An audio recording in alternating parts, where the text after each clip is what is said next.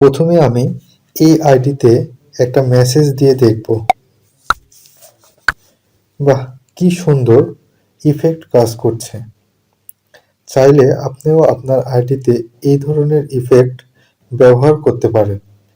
ভাবছেন কিভাবে করবেন?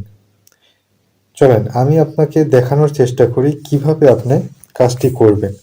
তার জন্য প্রথমেই আপনাকে মেসেঞ্জারটি ওপেন করে নিতে হবে। এবার আপনি যে আইডিতে এই ধরনের ইফেক্ট ব্যবহার করতে চাচ্ছেন সেই আইডিটা ওপেন করে নেবেন। এবার ডান দিকে উপরে কর্নারে আই বাটনের উপরে ক্লিক করবেন।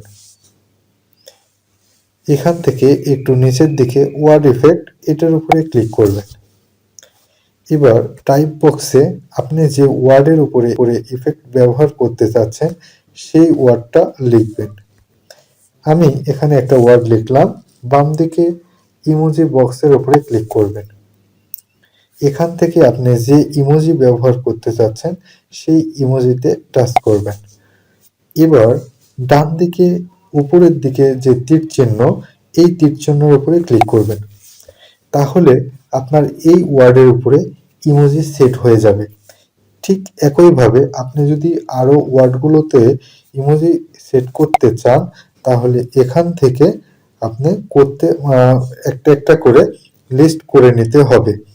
আমি যদি আরেকটা করতে চাই, অ্যাড লিখলাম, ইমোজির উপরে টাচ করলাম, আমি একটা ইমোজি দিয়ে দিলাম, দেন এখানে ক্লিক করলাম, তাহলে সেটাও অ্যাড হয়ে যাবে।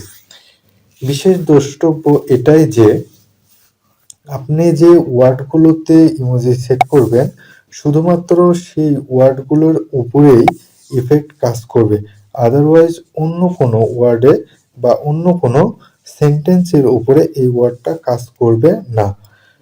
এখন আমি যে ওয়ার্ডগুলোতে ইমোজি সেট করেছি সেই ওয়ার্ডগুলো থেকে যদি একটা মেসেজ করে দেখি তাহলে কি হবে।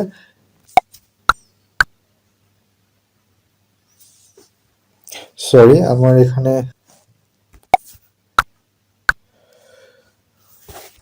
তাহলে এইভাবে আপনার ইফেক্টগুলো কাজ করবে।